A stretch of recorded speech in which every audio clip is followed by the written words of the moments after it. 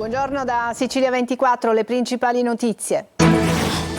A macchia di giarre, residenti ancora in allarme, ad ogni forte temporale, allagamenti e danni. Dito puntato contro le istituzioni, mai fatta prevenzione.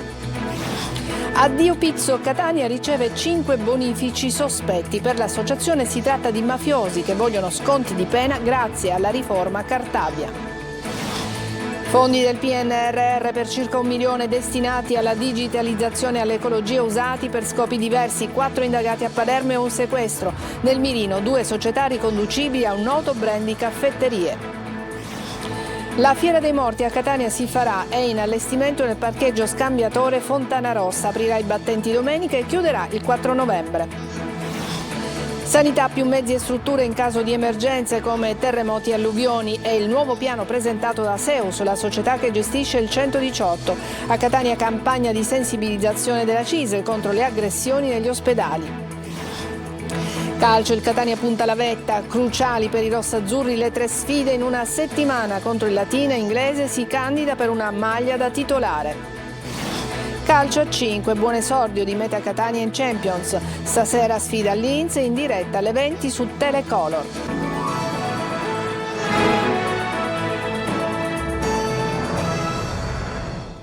Bentrovati. Dopo la bomba d'acqua dei giorni scorsi, Giarre guarda con preoccupazione ai torrenti. Siamo andati a Macchia, dove i cittadini puntano il dito contro le istituzioni. Da queste parti dicono non si fa mai prevenzione. Tonino De Mana. L'osservato speciale ed il pericolo numero 1 era il torrente Macchia, ma ad esondare è stato il Continella, decisamente più piccolo ma ugualmente abbandonato. In un modo o nell'altro Giarre ha rivissuto l'incubo del marzo 1995, quando a causa di intense precipitazioni si contarono 3 morti e decine di feriti. Lezioni mai servite in nome di una prevenzione inesistente, perché di mezzo ci sono rimpalli di competenze tra enti. A doversi occupare della pulizia del torrente Macchia a Giarre dovrebbe essere l'autorità di bacino, ma da queste parti gli unici mezzi in movimento sono sempre quelli degli incivili, che nell'alveo scaricano ogni cosa trasformandolo in una discarica a cielo aperto. Prima io ci butto le cose, perché la gente, se siamo in Germania abbiamo paura della legge tedesca, come arriviamo a Macchia siamo così. Così come? Peggio. È una giungla, è un pallone. Prima veniva pulito, ora non viene pulito più, ogni 5 anni. Da queste parti il pericolo è in ogni stagione. Il torrente è diventato una discarica e quindi molta gente butta tutto quello che deve buttare e poi magari arriva qualcuno e dà fuoco. Decisamente diversa la situazione negli anni 50. Negli anni 50 era pulito, perché la gente ci lavorava. Giusto, c'erano i contadini, facevano i muri, facevano i seioni di contenimento, meno male era curato. È colpa dei cambiamenti climatici? La risposta sta nella saggezza di quest'uomo. Non è che ora è la colpa ora solo del cambiamento climatico. È colpa dell'uomo. Certo. A Catania la denuncia dell'associazione Addio Pizzo, che ha ricevuto 5 bonifici fatti da mafiosi. Vogliono sconti di pena grazie alla legge Cartabia, dicono. Emanuela Corsi. 5 bonifici per un importo complessivo di 3.500 euro a favore di Addio Pizzo Catania. Nulla di strano se non si trattasse di donazioni strumentali fatte da soggetti di spicco della mafia catanese con lo scopo di avere uno sconto di pena previsto dalla cosiddetta riforma Cartabia. A denunciarlo è la stessa associazione che, di fronte alle donazioni di dubbia e discutibile provenienza, critica le norme che permettono sconti di pena facili agli autori di gravi reati. La possibilità data dalla legge di riforma di giustizia Cartabia di poter accedere a sconti di pena a chi si è macchiato di reati gravi, quale per esempio quello dell'estorsione, inviando un bonifico a un'associazione come la nostra, è per noi del tutto inaccettabile. Vorrei ricordare che un paio di anni fa abbiamo raccolto circa 8.000 firme e depositato una proposta di legge alla Camera dei Deputati e dal Senato della Repubblica proprio per evitare sconti di pena a chi fosse condannato per reati gravi. Ciò che ci preme sottolineare, dice l'associazione, è che non siamo assolutamente disponibili per il futuro ad accettare simili donazioni, diventando strumento di un sistema procedurale frutto di scelte politiche scellerate che non condividiamo. Con questi 3.500 euro ricevuti, Addio Pizzo pensa di realizzare progetti a favore della collettività, che verranno comunque resi noti. La restituzione del denaro, infatti, non avrebbe impedito ai benefattori di ottenere gli sconti di pena. Guerra tra cosche a Catania, arrivano 12 condanne e un'assoluzione. Il processo è quello scaturito da uno scontro a fuoco tra clan rivali avvenuto a Librino e costato la vita a Luciano D'Alessandro e Vincenzo Scalia. Il servizio è di Tonino De Mano. 12 condanne ed una assoluzione con la rideterminazione della pena perché è stata esclusa per tutti gli imputati l'aggravante dei motivi abietti. È la sentenza di uno stralcio del procedimento Centauri emessa nei confronti di 13 presunti appartenenti al clan Cappello nel processo di secondo grado emesso dalla Corte d'Appello di Catania, scaturito dalle indagini dei carabinieri del nucleo investigativo sulla sparatoria tra organizzazioni criminali nell'agosto 2020 a Librino. Nello scontro armato verificatosi sul viale Grimaldi tra esponenti del gruppo dei custodi milanesi e del clan Cappello morirono Luciano D'Alessandro, 48 anni, e Vincenzo Scalia, di 29. Altre 4 persone rimasero ferite. La Corte d'Appello ha parzialmente rideterminato le condanne che erano state emesse con rito abbreviato dal GUP Maria Ivana Cardillo il 29 giugno 2022 su richiesta del procuratore aggiunto Ignazio Fonzio e del sostituto Alessandro Sorrentino. I giudici hanno assolto per non aver commesso il fatto Gioacchino Spampinato, che in primo grado era stato condannato a 14 anni e 3 mesi di reclusione. La Polizia Postale di Catania ha arrestato in flagranza di reato un 31enne residente in provincia trovato in possesso di un'ingente quantità di materiale pedopornografico. Gli inquirenti hanno ricevuto la denuncia da parte della madre di una ragazzina di 12 anni, mentre l'associazione Meter ha scoperto e denunciato un grande archivio online di pedopornografia con immagini di bambini abusati. 4 indagati e 2 società palermitane finiscono in un'inchiesta coordinati alla Procura europea. Secondo l'accusa avrebbero usato 1 milione di euro per fini diversi da quelli previsti dal piano. Manlio Viola. I fondi europei del PNRR, il piano per la ripresa e la resilienza nato in Europa in tempi di Covid, in Sicilia venivano usati per scopi diversi. Almeno da 4 imprenditori che sono adesso finiti sotto accusa da parte della Procura europea al culmine di una indagine condotta dalla Guardia di Finanza di Palermo.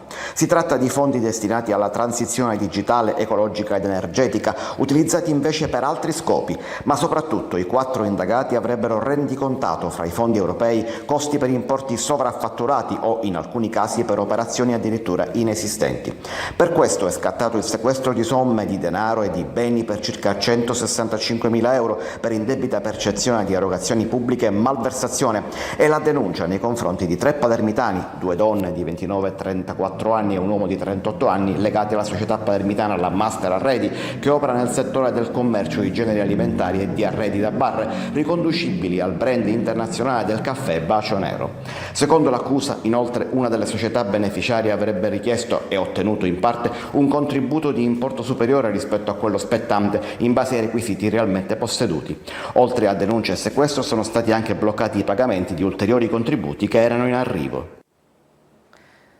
Allarme arsenico sulla riviera ionica del Messinese. Il cantiere per la realizzazione del raddoppio ferroviario di WeBuild avrebbe liberato tonnellate di materiale di scavo con una quantità superiore alla norma della sostanza e le piogge degli ultimi giorni hanno fatto disciogliere in mare. Francesco Triolo.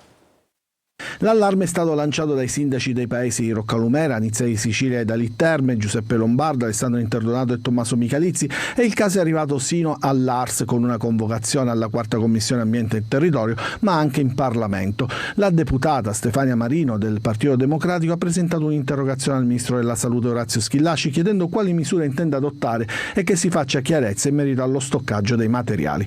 La Marino ha evidenziato come la scelta del Consorzio di depositare temporaneamente il materiale al villaggio stoccaggio UR a Contesse, a Messina, una zona densamente abitata a poche decine di metri dal mare, abbia suscitato non poche perplessità e che nel cantiere edilizia di Sicilia vi siano circa 14.000 tonnellate di materiali con concentrazione di arsenico superiore ai limiti stabiliti dalla normativa e non stoccati in vasche chiuse, tanto che lo stoccaggio da oltre 3 mesi senza adeguate misure di contenimento non solo può avere contaminato l'ambiente circostante, ma anche le falde acquifere. Sulla vicenda e su sollecitazione proprio del sindaco di Roccalumera Giuseppe Lombardo, che è anche deputato all'Ars, si stanno muovendo sia l'ARPA che l'autorità di bacino, perché il pericolo è proprio quello che l'arsenico sciolto dalla pioggia degli ultimi giorni possa penetrare nelle falde acquifere della zona. Escrementi di topi e blatte. Chiuso a Catania uno storico bar pasticceria in via Etnea per le pessime condizioni igieniche. I carabinieri del NAS hanno denunciato il titolare 54enne. La merce, più di 500 kg tra dolciumi e rosticceria già pronta, 100 kg di gelato e anche tutte le bevande, è stata sequestrata e l'attività è stata sospesa. Problemi burocratici superati a Catania, dove in extremis arriva l'aggiudicazione a una ditta per la realizzazione della Fiera dei Morti. I catanesi soddisfatti, pronti a invadere il piazzale Scambiatore Fontanarossa, sede da domenica della fiera. Roberta Lunghi. Assessore, la Fiera dei Morti si fa? Sì, possiamo dire finalmente che la fiera si farà, inizierà domenica prossima alle 10:30, verosimilmente ci sarà l'inaugurazione con il taglio rituale del nastro. Tradizione rispettata dunque da domenica 27 ottobre al 4 novembre nel parcheggio Scambiatore Fontanarossa. I catanesi potranno organizzare l'irrinunciabile visita alla Fiera dei Morti, per la quale si era temuto uno stop che si spiega così. Sono arrivate solo 2 offerte, una delle 2 a dire il vero non era un'offerta per l'organizzazione ma per la partecipazione, era una signora di Trapani che abbiamo dato il nominativo agli organizzatori. Catanesi dunque soddisfatti. Se si fa in extremis va bene lo stesso, perché si faccia, perché è una tradizione, chiamano tutti i catanesi. Si deve fare, perché è una tradizione che ogni anno per i catanesi è importante. È una tradizione catanese e il catanese dovrebbe andarci a vederla, insomma. Mentre sui luoghi 30 operai sono al lavoro per l'installazione degli stand, si vara anche un piano per la mobilità. La mobilità sarà curata dal collega Alessandro Porto e stiamo prevedendo dei varchi per quanto riguarda l'uscita dall'asse dei servizi con degli agenti della Polizia Municipale, e il parcheggio verrà fatto nella zona di via Forcile a scendere verso il parcheggio di Fontanarossa, dove c'era l'ex mercato ortofrutticolo. Maxi emergenze a Palermo. Questa mattina è stato illustrato il nuovo modulo sanitario regionale della SEUS 118, potenziamento di mezzi e strutture in caso di emergenze come terremoti e alluvioni. Marco Gullà. La Sicilia si attrezza per fronteggiare le maxi emergenze. Questa mattina a Palermo la presentazione del nuovo modulo sanitario regionale della SEUS 118. L'obiettivo del progetto è quello di potenziare la capacità di risposta della rete sanitaria siciliana in caso di calamità o eventi straordinari come terremoti, alluvioni e inondazioni, migliorando la coordinazione tra i vari enti coinvolti e riducendo i tempi di intervento. Assessorato alla salute, protezione civile 118 in prima linea in questo modulo sanitario. Prevede un posto medico avanzato con 2 grandi tende pneumatiche circa 10 metri ciascuna, che all'interno, oltre essere dotata di impianto elettrico, impianto di illuminazione, pompe di calore, prevede dei lettini, prevede strumenti elettromedicali come defibrillatori, aspiratori, ventilatori polmonari, ecografi e carrelli farmaci per i soccorsi. Potenziamento anche nei mezzi. I numeri sono decisamente importanti: un catamarano, barelle galleggianti, idrocostume e muta per i soccorritori in caso di alluvioni, una colonna di mezzi di soccorso costituita da ambulanze, moto d'acqua con carrello, furgoni di vario tipo, auto 4x4 e auto di coordinamento soccorsi logistica. Il sistema di protezione civile ovviamente è un sistema che va a governare, ed è quello che si vede di più, l'emergenza, quindi la contingenza. Però in realtà protezione civile significa anche fare prevenzione, è una cosa molto importante. La prevenzione spesso però non si fa perché si vede meno, è meno percepibile, proprio perché insiste in una modifica di cultura. E da questo punto di vista lasciatemi dire che è molto importante per esempio che l'inserimento nuovo dell'educazione civica nei programmi scolastici prevede obbligatoriamente 4 ore di protezione civile. Ora si potrà dire che 4 ore sono poche. I medici dei pronto soccorso non devono essere lasciati soli. La CISL di Catania dà vita a una campagna di informazione sul tema delle violenze sanitarie e chiede l'aumento del personale nei reparti d'urgenza. Sentiamo Roberta Lunghi. Prendiamoci cura di chi si prende cura della nostra salute. Nello slogan della CISL c'è tutto il senso della campagna di informazione organizzata dall'Unione Sindacale Territoriale CISL a Catania sul tema della violenza sempre più in incremento nei confronti dei medici ospedalieri di pronto soccorso, ma anche nei confronti del personale sanitario e soccorritori.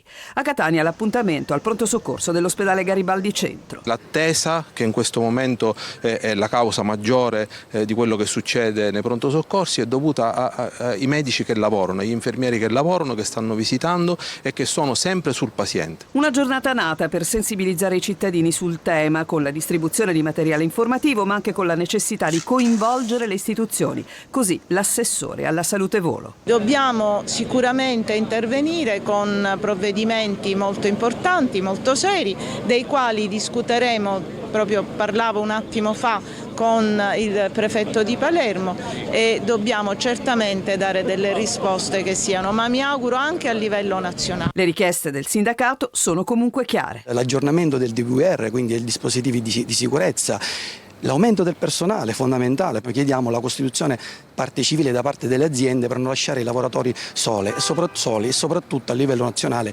chiediamo il riconoscimento di un danno morale, danno di immagine ai professionisti della salute. Adesso una breve pausa, continueremo a parlare di sanità subito dopo.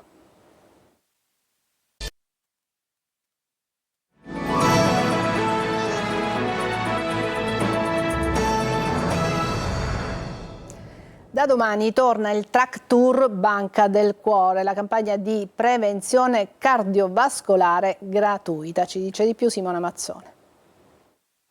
Parte da Catania l'8ª edizione del Track Tour Banca del Cuore, la campagna nazionale di prevenzione cardiovascolare che offre screening di prevenzione gratuita per i cittadini. A Catania il Jumbo Track sosterrà nel piazzale del centro fieristico Le Ciminiere dal 25 al 27 ottobre. Chi deve fare prevenzione cardiaca? Tutti, anche noi, ogni giorno bisogna fare almeno dopo i 40 anni un esame cardiologico completo di screening che permetta, come facciamo noi con una semplice goccia di sangue presa da un dito, di fare il profilo di tutto il colesterolo, soprattutto quello cattivo, quello LDL che fa venire l'infarto e l'ictus cerebrale, ma anche l'uricemia, che è un importante dato che dà il concetto dell'infiammazione che è alla base dell'infarto, dell'ictus, del cancro, e della glicemia, perché sappiamo che molti sono diabetici ma non sanno neanche di esserlo. Il Track Tour Banca del Cuore poi si sposterà a Vittoria dal 29 al 31 ottobre, alla Fiera Emaia a Trapani dal 2 al 4 novembre in piazza Vittorio Emanuele. Febbre da gioco, la Sicilia è al primo posto in Italia per il gioco d'azzardo online, è nel primo centro per le ludopatie patologiche. Giusy Lazzara ne parlerà nel Focus con Carmela Murè, direttore dell'unità operativa complessa dipendenze patologiche dell'ASP di Enna, Maria Assunta Spinelli, psichiatra, Giovanni Speciale, psichiatra, e Maria Laferrara, psicoterapeuta. I vostri messaggi, come al solito, al 342 7455 005. Il Focus andrà in onda subito dopo questo telegiornale. E da oggi e fino a domenica prossima è stata allestita alle Ciminiere di Catania la 4ª edizione di Expo Medicina, il salone dell'innovazione tecnologica in sanità. Sentiamo. L'innovazione tecnologica abbraccia il mondo della sanità nella 4ª edizione di Expo Medicina, allestita al centro espositivo e congressuale Le Ciminiere di Catania. Noi abbiamo delle eccellenze, a volte non sappiamo comunicare e spesso il paziente crede che al nord ci sia maggiore professionalità e questo no. Noi possiamo, secondo me, garantire le cure mediche a chiunque. Il Salone dell'Innovazione Tecnologica in Sanità coinvolge operatori sanitari e istituzioni attraverso soluzioni innovative nel settore, come queste braccia meccaniche, già in uso in una decina di sale operatori d'Italia. Qual è il vantaggio rispetto al braccio umano? I vantaggi sono molteplici, sicuramente una maggiore precisione e il fatto che comunque il chirurgo si trova ad operare ad una console esterna, seduto in ergonomia. Innovazione e tecnologia alla base della sanità per il futuro, non poi così lontano se si pensa che in Sicilia la volontà è quella di migliorare tutto il comparto. Abbiamo utilizzato integralmente 160 milioni di euro per rinnovare apparecchiature e attrezzature elettromedicali. Altri 104 milioni di euro sono stati messi a disposizione dal governo regionale per aziende sanitarie e ospedaliere. La modernizzazione del sistema passa anche attraverso la telemedicina e la digitalizzazione, sulla quale abbiamo fatto passi avanti importanti, e non v'è dubbio che accanto a queste iniziative l'alta leva gestionale e la risorsa umana. L'Expo Medicina resterà allestita fino a domenica prossima con stand espositivi, dimostrazioni, dibattiti e seminari. Adesso una breve pausa e poi l'ampia pagina dedicata al calcio. A tra poco.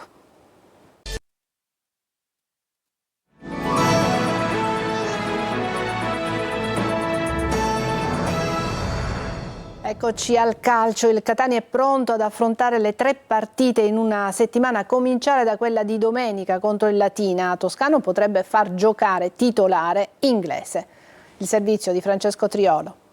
Latina, Turris e Messina, il trittico di partite che attende il Catania, che può dare ai rossazzurri una svolta al campionato. Gare tutte alla portata della squadra allenata da Mimmo Toscano, che ha l'occasione di mettere in cascina punti pesanti nello sgomitare in alta classifica. Gli impegni ravvicinati possono essere un problema, ma Toscano è pronto a fare leva su tutti gli uomini a disposizione in questo momento, e poi, giocando 2 volte al Massimino, i rossazzurri potranno contare anche sulla spinta dei propri tifosi. Si comincia però con la partita contro un Latina reduce dalla sconfitta contro l'Altamura, che è costata la panchina a Padalino. I laziali a tutt'oggi sono senza un vero sostituto e quindi anche indecifrabili su come arriveranno al Massimino. Un aspetto da tenere in considerazione: il tecnico etneo dovrebbe mescolare le carte a cominciare proprio dalla gara di domenica.